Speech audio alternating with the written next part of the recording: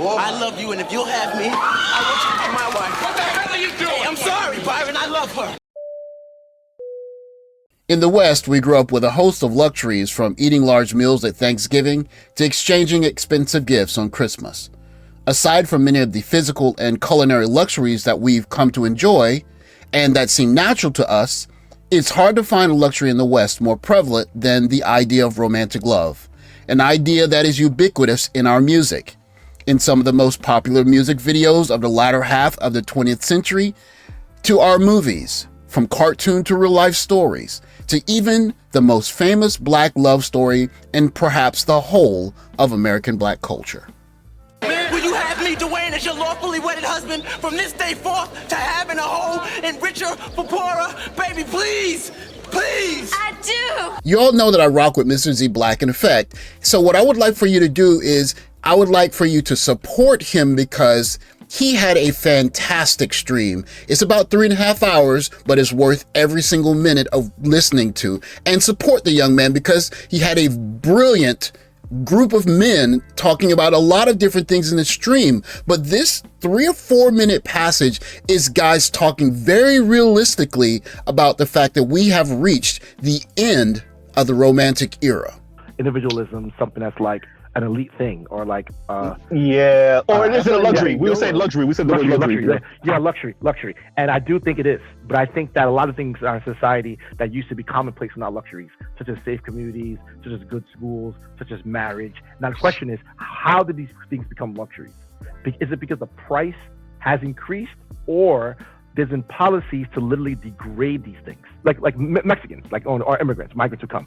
They come and they get married, and they don't have money. I argue with my brother. My brother is a financial planner, and we have the discussion. He talk about how marriage is not viable because there's not a lot of economic viable men, or et cetera, or because of money. Yeah, if you look at marriage rates around the globe, especially even in America, they always say things like, "Oh, there's not enough money, that's why people are not getting married." And I say, okay, that's interesting. That should be the case for every subsection in America. And yet you find these Mexicans where the wife is a maid and the husband is a landscaper, and they're getting married at high rates than anyone else. I said, they don't have any money. Why are they getting married? And also, prior to the 1900s, no one had money like that. This thing about having money is a post-World War II thing. Most people did not have money, right? These conversations about the top 20% or the top 1% never even occurred because the vast majority of people didn't have money. It wasn't until America became a sole world power after World War II, it was able to be the only global market because the rest of the world was bombed and depleted, and they were able to have this crazy golden age that I don't think is replicable, that we have these discussions now about why aren't we all living like the top 20%. Black Socrates makes a great point about the fact that many foreigners come to America even though they're not wealthy, and they marry at higher rates.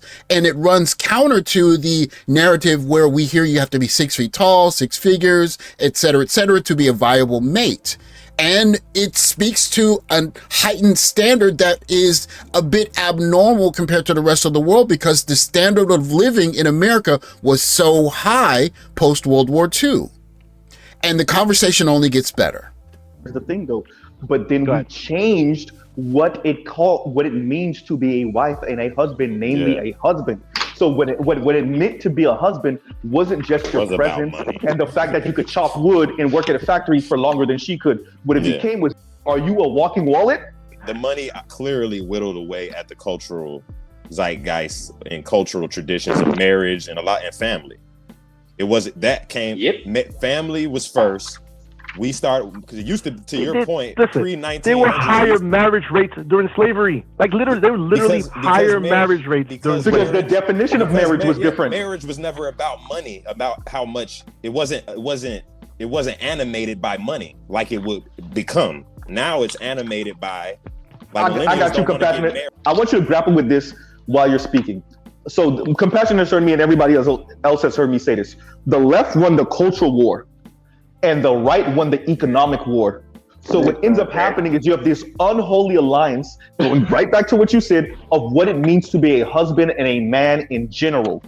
And so you change what it means to be a husband. This is why money starts mattering, because the right won the economic war and the left won the culture war, which means you have to be a quote unquote viable candidate, a really good candidate to be a husband. You can't just be a husband because you're a man and you don't hit on women and you're not emotionally abusive. Bro, everybody on this panel has heard women say, or even men refer to marriage as a business. Because it's marriage. Look, marriage market, dating market, job market, like it's the market valuation of everything. I think for my generation, Generation X specifically, we're right in the middle of the older generations that did things for a more traditional reason, like getting married and working together and staying married, and even marrying single mothers and raising children that are not your own, to a more, dare I say, transactional way of doing everything, including relationships.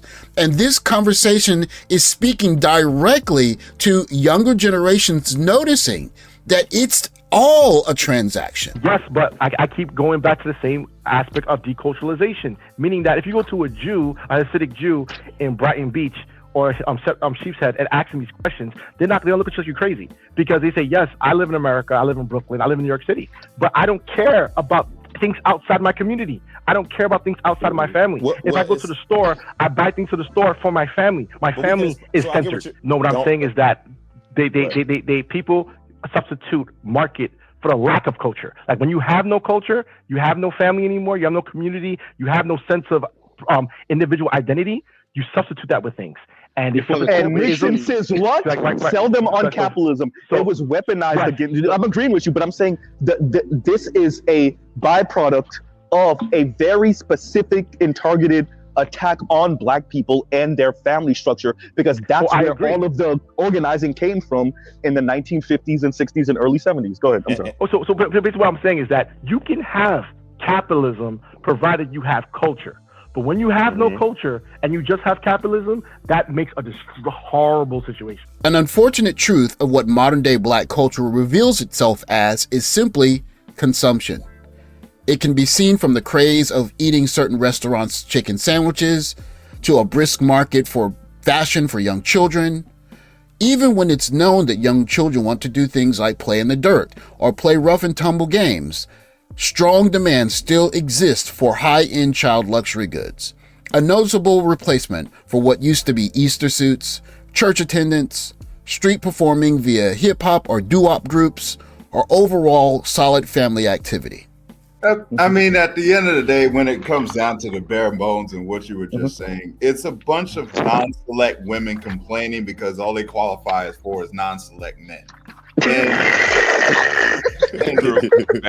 Essentially. And it's not the non-select men that's not choosing them, it's them not choosing the non-select men. Say it again, Black man. It's only fitting and proper for me to suggest that you not only go to Mr. Z's channel and watch the entirety of the stream, because it's a fascinating stream that continues for a good hour after what I showed you, but you should also support him economically if you can, because these kinds of conversations are really just real time.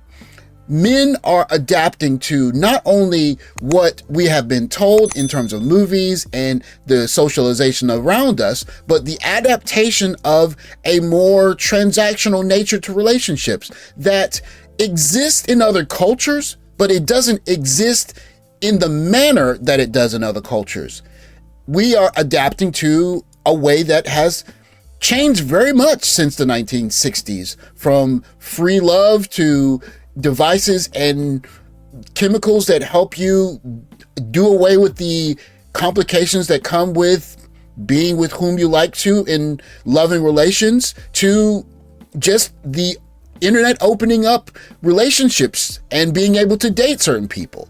And so now there's a new adaptation for men in that if it's going to become more transactional, then the next step to that transaction is, where's the best place for me to get what I'm looking for? And that is a question that is getting answered in real time and is the mark of the end of the romantic era in Western dating. Thanks for watching. Like, subscribe, comment below. I'll catch you in the next video. Take care, guys.